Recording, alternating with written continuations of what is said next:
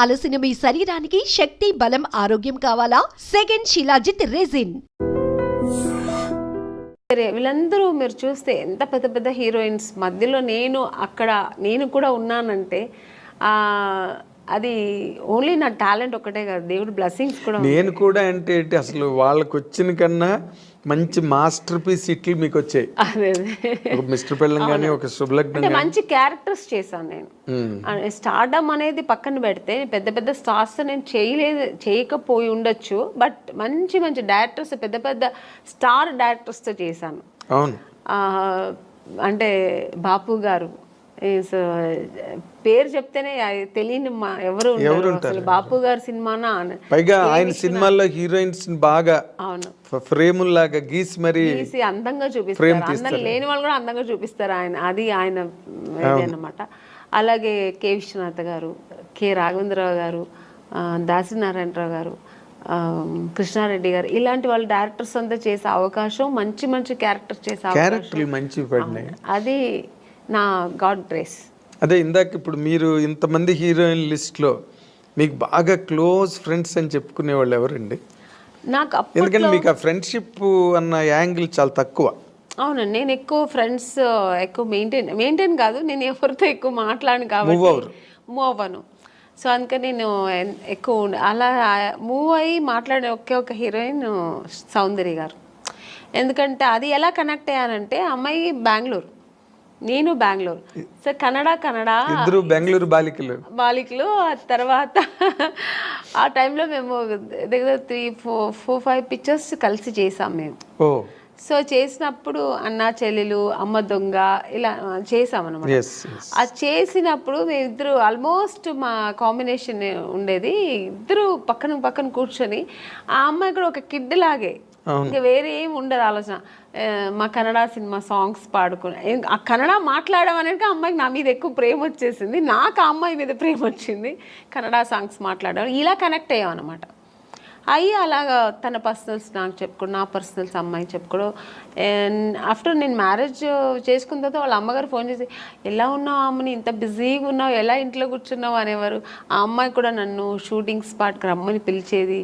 తన own cinema తీశారు వాళ్ళ బ్యానర్లో. అప్పుడు ఇక్కడ బ్రదర్ అమరు, అవును, రామని నాకు బోర్ కొడుతుంది, ఒంటరిగా ఉన్నాను అని, ఎక్కడో మైసూరు దగ్గర సోమనాథ్పూర్ అని షూటింగ్లో నేను వెళ్ళలేకపోయాను, వస్తానని చెప్పాను.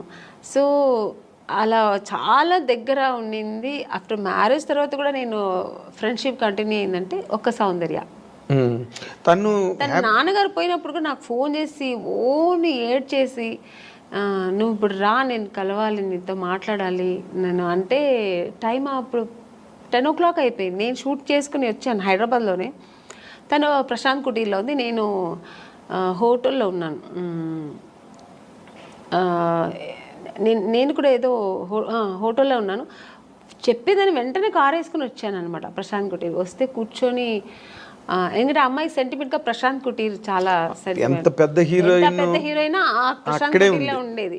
మేమందరూ కూడా ఒక స్టేజ్ వచ్చిన తర్వాత హోటల్స్ మారాము. అమ్మాయికి అసలు మారలేదు, ఆ రూమ్ మారలేదు, ఆ ప్రశాంత్ కుటీర్ని వదలలేదు. Vegetarian food. అవును, ప్రశాంత్ కుటీర్ బాగుంటుంది. అది ఒక ఈ హోమ్లీగా ఇల్లు అట్మాస్ఫియర్ ఉంటుంది.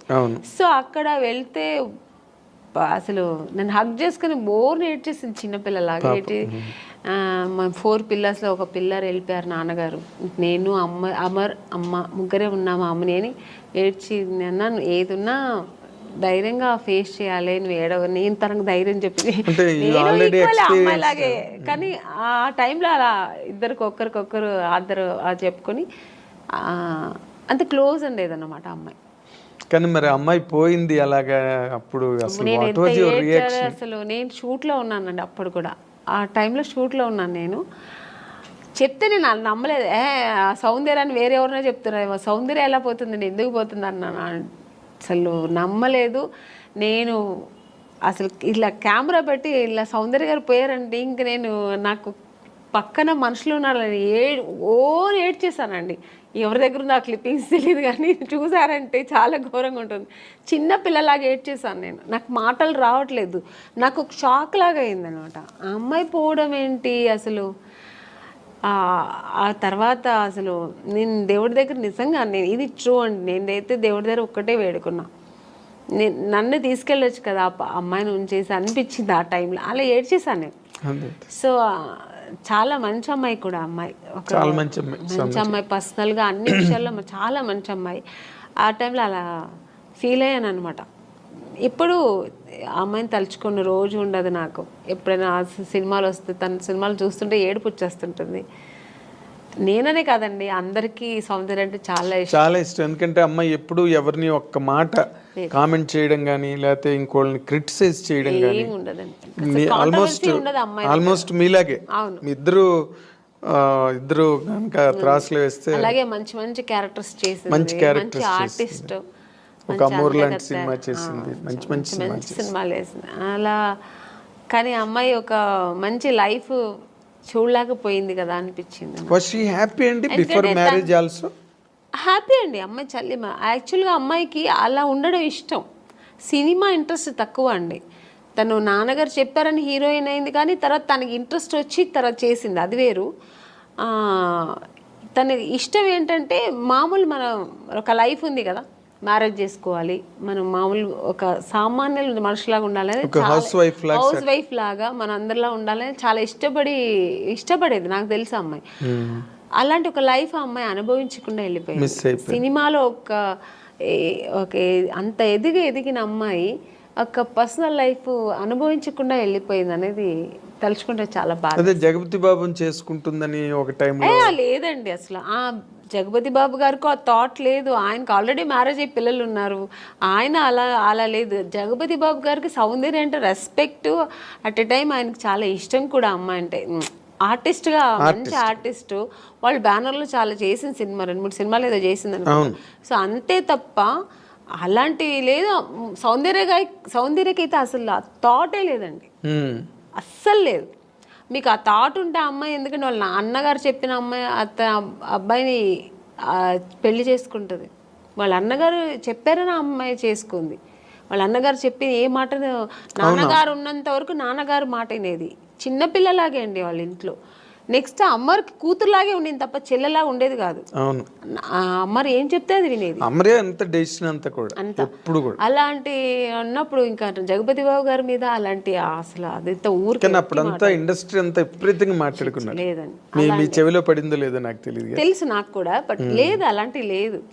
ఆ అమ్మాయికి లేదు, జగపతి బాబు గారికి కూడా లేదు అలాంటి. ఆయన అసలు అందరితో బాగా క్లోజ్ గా మాట్లాడతారు, అలాగే ఆ అమ్మాయితో కూడా ఉండేవారు అనమాట. కాకపోతే అంటే ఎక్కువ సినిమాలు కలిసి చేశారు, అందుకని అలా వచ్చింది అది. వాళ్ళిద్దరూ కొంచెం ఒక 4-5 సినిమాలు కలిసి చేశారు ఆ టైంలో. అవును. తర్వాత ఇప్పుడు క్వైట్ కాంట్రాస్ట్ రోజా గారు.